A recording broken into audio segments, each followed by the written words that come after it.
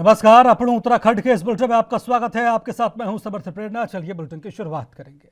मुख्यमंत्री पुष्कर सिंह धामी ने pavilion ground Dehradun में आयोजित विशाल युवा पदयात्रा कार्यक्रम में हिस्सा लिया। उन्होंने भारत रत्न पूर्व प्रधानमंत्री अटल बिहारी वाजपेयी का स्मरण करते हुए कहा कि अटल जी ने उत्तराखंड राज्य बनवाया था और अब मोदी जी उत्तराखंड को संवार रहे हैं। उन्होंने कहा कि मोदी जी जो कहते हैं वो करते हैं। भारत को पुनः विश्व गुरु बनाने के लिए वो निरंतर कार्य कर रहे हैं। उनके नेतृत्व में देश हर क्षेत्र में तेजी से आगे बढ़ रहा है। वैश्विक स्तर पर भारत को एक नई पहचान मिली है अंतर्राष्ट्रीय स्तर पर। मुख्यमंत्री ने कहा कि प्रधानमंत्री नरेंद्र मोदी के नेतृत्व में अयोध्या में श्री राम मंदिर का निर्माण हो रहा है। ये सपना सच होने जैसा है। काशी में बाबा विश्वनाथ का पुनरुद्धार हुआ है। उज्जैन में बाबा महाकाल कॉरिडोर का निर्माण हुआ है। केदारनाथ के पुनर्निर्माण कार्य हुए हैं और बद्रीनाथ में मास्टर प्लान के तहत कार्य हो रहे हैं। कश्मीर से धारा 370 समाप्त हुई है। मुस्लिम महिलाओं को 3 तलाक से निजात मिली।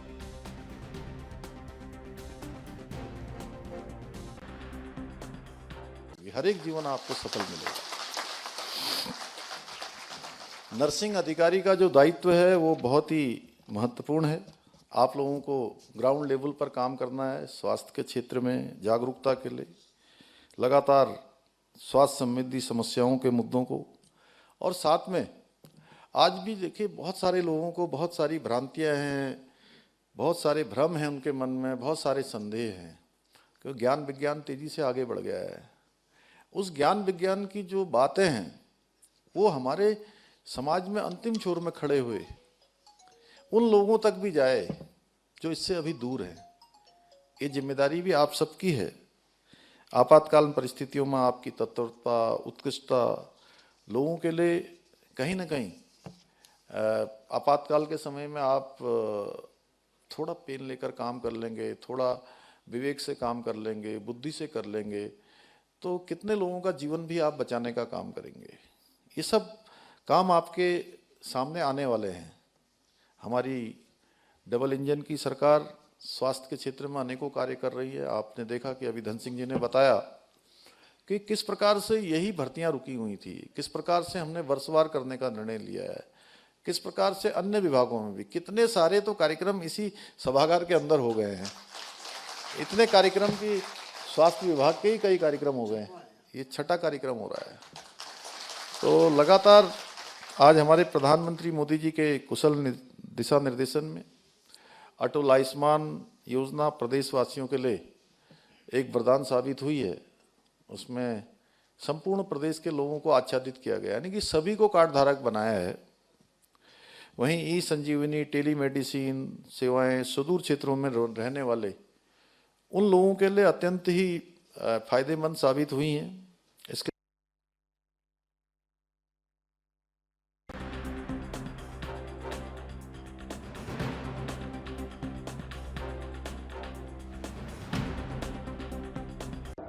भाइयों बहनों, अटल बिहारी वाजपेयी जी ने जिस संकल्प के साथ ये राज्य बनाया था, उस संकल्प की पूर्ति के लिए हम निरंतर काम कर रहे हैं। और मोदी जी के नेतृत्व और उनके मार्गदर्शन में पिछले अगर हम 9 सालों की 10 सालों की बात करें, उत्तराखंड के अंदर जितनी योजनाओं को स्वीकृति भारत सरकार ने दी है वो भूतो न भविष्य की जो पहले कभी नहीं हुआ। 1.5 लाख करोड़ से भी ज्यादा की योजनाओं को उत्तराखंड के अंदर स्वीकृति मिली है। भाइयों बहनों, आज उत्तराखंड का अगर कोई भी कोना देखेंगे आप तो चारों तरफ सड़कों का जाल बिछ गया है। चाहे 4 धाम ऑल वेदर सड़कें हो या अभी कुछ ही दिनों के बाद दिल्ली से देहरादून को जोड़ने वाला एक्सप्रेस हाईवे हो, ये बनकर तैयार हो रहा है। उसके बनने के बाद उत्तराखंड की तकदीर और इसका पूरा देखने का जो नजारा है वो अलग होने वाला है। भाइयों बहनों, दिल्ली से देहरादून की दूरी मात्र 2 से 2.5 घंटे की होने वाली है। आप सोचिए कि दिल्ली का एनसीआर का एक हिस्सा हमारा ये देहरादून भी हो जाए।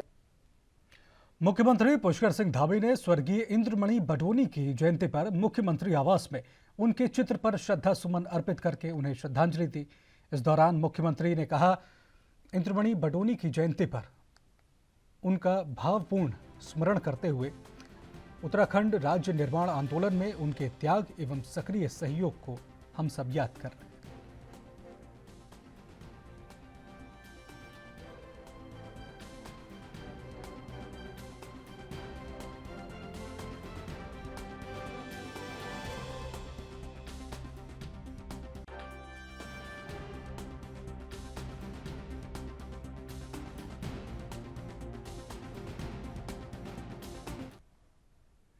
पूर्व प्रधानमंत्री चौधरी चरण सिंह की जयंती पर उत्तराखंड के कृषि मंत्री गणेश जोशी ने उन्हें नमन किया।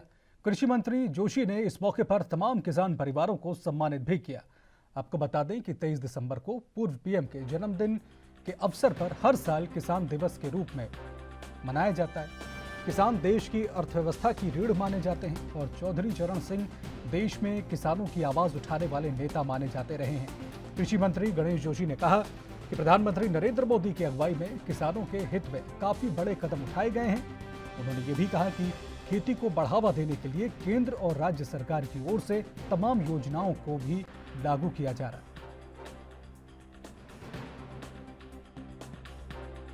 जिनको एक किसान नेता के रूप में जाना जाता है, जिन्होंने किसानों के हितों के लिए संघर्ष किया, जिन्होंने छुआछूत को मिटाने का काम किया, कि 121वीं जयंती हम यहाँ पर मना रहे हैं।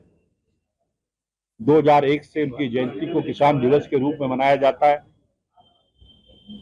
आज पूरे देश के अंदर उनकी जयंती मनाई जा रही है। माननीय प्रधानमंत्री मोदी जी का कहना है कि अगर किसान मजबूत होगा तो देश मजबूत होगा।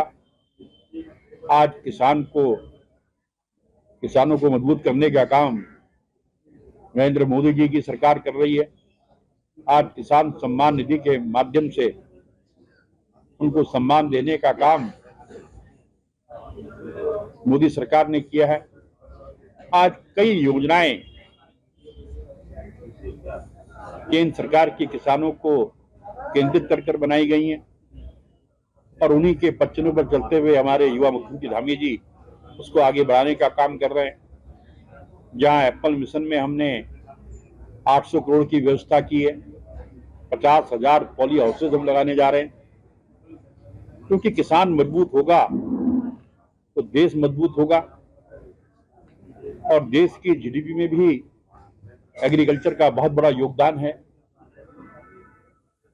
राज्य बनने के बाद हमारी खेती का क्षेत्रफल तो घटा है, लेकिन हमारा उत्पाद 2 लाख टन से अधिक बढ़ा है।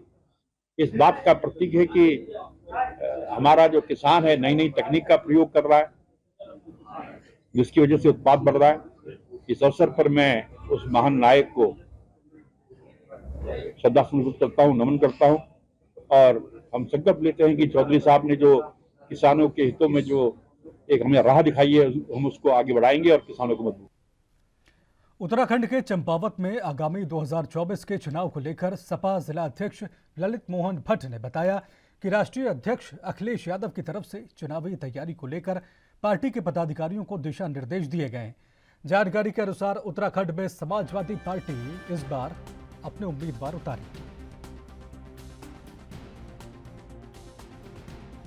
राष्ट्रीय अध्यक्ष जी ने ये कहा है कि पूरी समाजवादी पार्टी मेहनत करे और 2024 के जो भी चुनाव आएंगे उसमें चुनाव लड़ाएगी और पूरे समाजवादी पार्टी जो है दमखम से अपना चुनाव की तैयारी में जुटी हुई है उत्तराखंड में। ये हमारे समाजवादी पार्टी के राष्ट्रीय अध्यक्ष जी का कहना है और हमारे समाजवादी पार्टी का कहना है कि माननीय राष्ट्रीय अध्यक्ष अखिलेश यादव जी 2024 में प्रधानमंत्री बनेंगे। ये हम उत्तराखंड वासियों का कहना है और समस्त जनता जानती है कि बीजेपी ने क्या कर रखा है।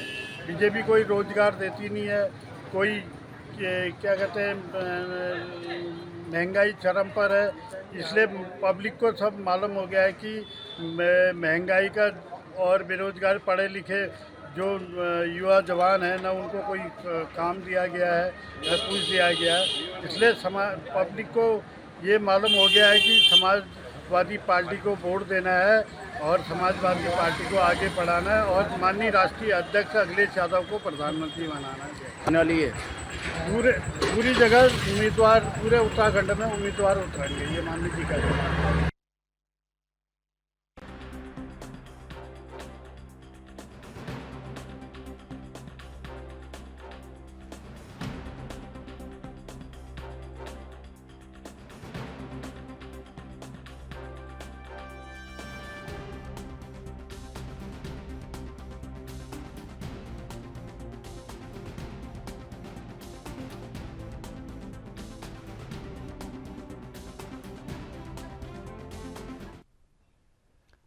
राष्ट्रीय स्वयंसेवक संघ के सर संघचालक मोहन भागवत ने हरियाणा के मुख्यमंत्री मनोहर लाल के साथ श्री हरिहर आश्रम कनखल हरिद्वार में दिव्य आध्यात्मिक महोत्सव का उद्घाटन किया। ये 3 दिवसीय कार्यक्रम आचार्य महामंडलेश्वर स्वामी अवधेशानंद के जूना अखाड़ा आचार्य पीठ की स्थापना के 25 वर्ष पूरे होने के उपलक्ष्य में श्रीदत्त जयंती के रूप में आयोजित किया जा रहा है।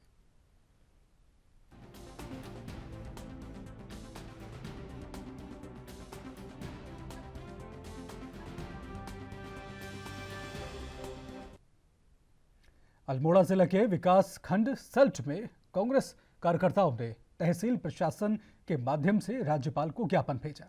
कांग्रेस कार्यकर्ताओं ने सड़कों के गड्ढे नहीं भरे जाने पर रोष जताया। उन्होंने कहा कि मुख्यमंत्री पुष्कर सिंह धामी की ओर से 30 नवंबर तक सड़कों को गड्ढा मुक्त करने का आदेश जारी किया गया था, लेकिन अब तक क्षेत्र की सड़कें गड्ढा मुक्त नहीं हो सकी।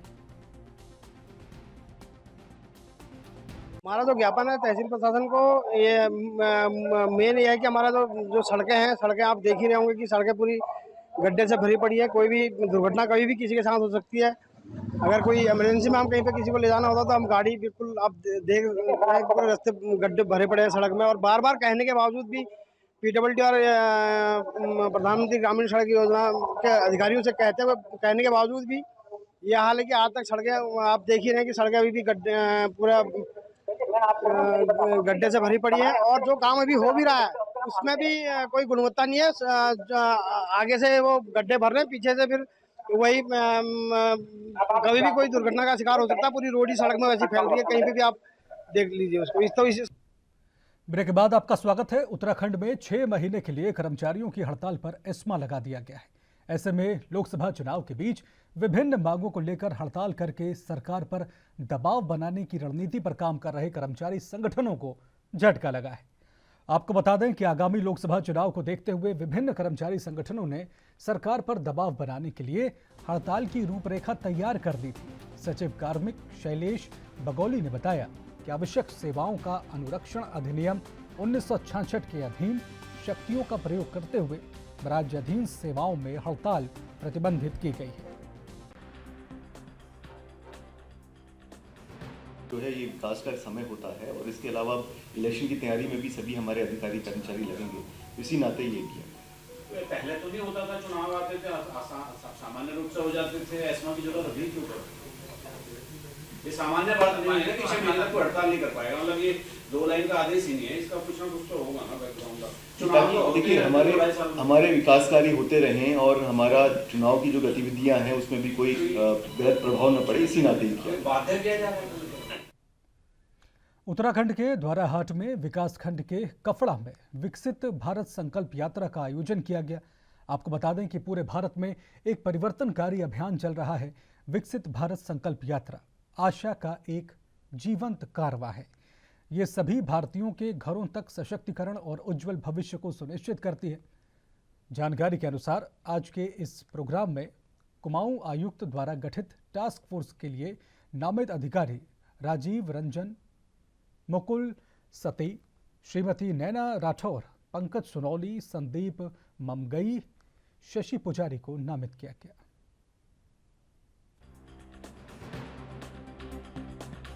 ये कमिश्नर साहब ने एक मंडलीय टास्क फोर्स का गठन किया है जिसमें मंडल स्तरीय अधिकारियों को रखा गया है और इसमें ग्राम में जनता दरबार लगाए जाने हैं जिसमें सरकार द्वारा चलाई गई योजनाओं के बारे में बताया जाना है और उसके साथ जनता की समस्याएं सुनी जानी है और क्षेत्र में जो भी कार्य हो रहे हैं उनका निरीक्षण किया जाना है। तो इसी के रेफरेंस में मैं आज यहाँ कफला ग्राम पंचायत में आया था और इसमें लोगों की समस्याएं सुनी गई और उनका जो निराकरण स्थल पर हो सकता था वो किया गया। और इसके अलावा जो है जो भी कर्मचारी कौन से उपस्थित थे नहीं उपस्थित थे और गांव में आते हैं कि नहीं आते हैं, तो इसकी सूचना भी प्राप्त कर ली गई और संबंधित विभाग को इसको प्रेषित कर दिया जाएगा। और सरकार का उद्देश्य है कि गांव में जाकर अधिक से अधिक जो है जन समस्याओं का। उत्तराखंड को राज्य बनाने को लेकर एक आंदोलन हुआ था जिसमें तमाम राज्य आंदोलनकारी और उत्तराखंड राज्य की जनता ने हिस्सा लिया था। इस आंदोलन में कई लोगों ने अपनी जानें तक गंवाई थी, लेकिन आज एक लंबे समय के बाद उत्तराखंड के लोग आंदोलित हैं और देहरादून की सड़कों पर आज एक विशाल जन सैलाब देखने को मिला। इस दौरान आंदोलन में भाग लेने वाले लोगों का क्या कुछ कहना है, आपको सुनवाते हैं। देखिए, ये किस मुंह से आएंगे? इन्होंने तो चोरी की उत्तराखंड राज्य के जनता की, क्योंकि अगर ये ठीक होते तो ये स्थितियां यहाँ सड़कों में न आने की जरूरत नहीं होती। हम लोग सब ठीक ठाक होते, लेकिन इसके लिए जिम्मेदारी बड़े नेता ही है, चाहे वो भाजपा के बड़े नेता हो, हरीश रावत हो, त्रिवेंद्र रावत हो, निशंक हो, जो भी बड़े नेता हैं इसके लिए ये जिम्मेदार है। ये अपने आप को पहाड़ी नहीं कहते, पहाड़ी है ही नहीं है। मुझे तो शक हो रहा है ये पहाड़ी है ही नहीं है, क्योंकि इनके पहाड़ के लिए काम नहीं किया है। हमारा अभी ये जो आपका इलीगल राजधानी देहरादून में है, इलीगल नहीं है। हमारी वेस्टर्न में राजधानी होनी चाहिए थी, पूर्णकालिक राजधानी के लिए जनता को भ्रमित करने की कोशिश कर रहे हैं। मैं सरकार पर भी प्रश्न लगाता हूँ। जब सुभाष कुमार जी की उच्च स्तरीय कमेटी ने 1 साल पहले माननीय मुख्यमंत्री को अपना इस्तीफा दे दिया कि उत्तराखंड में भू कानून लगाइए, तो आज क्या फिर आवश्यकता बढ़ गई है कि दोबारा आप एक कमेटी बना दो, दोबारा कमेटी बना दो? सरकार को कहीं न कहीं सीधे भू कानून की घोषणा कर देनी चाहिए। दरअसल कभी भी आंदोलन ऐसे लोगों से नहीं लड़ा गया है जो अपनी पार्टी पॉलिटिक्स को देखते हुए जिन्होंने आगे बढ़ने काम किया। इस प्रदेश की जो आंदोलन की जो लड़ाई लड़ी गई है वो एक स्वतः स्फूर्त आंदोलन था, और इसका आज दोबारा जो मूल निवास है भू कानून के जिस पॉइंट पर आज यहाँ पर हजारों हजार लोग इकट्ठा हुए, वो हाई कोर्ट का एक आदेश आया। उस हाई कोर्ट के आदेश ने कहा कि आप प्रदेश भर से अतिक्रमण को हटाइए। उस अतिक्रमण को हटाने के नाम पर उत्तराखंड की सरकार ने टिहरी, पौड़ी, चमोली, रुद्रप्रयाग और अल्मोड़ा, पिथौरागढ़, चंपावत में कोरोना महामारी से अभी देश पूरी तरह से उबर भी नहीं पाया था कि अब इसके एक नए सब वेरिएंट JN1 ने दस्तक दे दी है। कोविड-19 के बढ़ते मामलों ने एक बार फिर से देश के माथे पर चिंता की लकीरें खींच दी हैं। आपको बता दें कि कोरोना के नए वेरिएंट JN1 के करीब 22 मामले सामने आ चुके हैं और धीरे धीरे ये बढ़ते ही जा रहे हैं।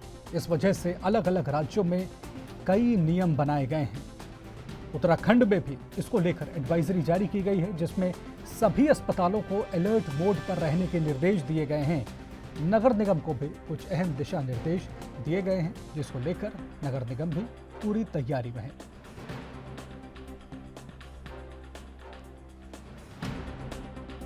देखिए, जैसा कि आप अवगत ही हैं कि कल उसमें उत्तराखंड सरकार के द्वारा एक SOP जारी की गई है। उसके क्रम में तो उसमें नगर निगम भी पूरी तरीके से तैयार है अपने हाइजीन के लिए, या छिड़काव की आवश्यकता पड़ती है तो उसके भी लिए भी हम पूरी तरीके से तैयार हैं। अन्य जो भी व्यवस्थाएं कोरोना काल में की जानी चाहिए एक म्यूनिसिपल बॉडी के द्वारा, उसके लिए भी हम पूरी तैयारी कर रहे हैं और लगातार इसकी समीक्षा कर रहे हैं। शासन से जैसे जैसे निर्देश प्राप्त होते हैं उनका अनुपालन सुनिश्चित किया। उत्तराखंड के काशीपुर में प्रांतीय उद्योग व्यापार प्रतिनिधि मंडल, उत्तराखंड प्रदेश एवं जिला कार्यकारिणी का शपथ ग्रहण समारोह कल 25 दिसंबर रामनगर रोड स्थित अनन्या होटल में आयोजित हो रहा है। शपथ ग्रहण समारोह की जानकारी देते हुए प्रांतीय उद्योग व्यापार प्रतिनिधि मंडल के कुमाऊं मंडल प्रभारी अश्विनी छाबड़ा ने आज यहां एक प्रेस कॉन्फ्रेंस में बताया कि समारोह के मुख्य अतिथि मुख्यमंत्री पुष्कर सिंह धामी होंगे। समारोह शाम 4 बजे से आरंभ होगा। शपथ ग्रहण समारोह में अति विशिष्ट अतिथि कैबिनेट मंत्री उत्तराखंड सरकार गणेश जोशी होंगे, जबकि अध्यक्षता प्रांतीय उद्योग व्यापार प्रतिनिधि मंडल के संरक्षक अनिल गोयल द्वारा की जाएगी।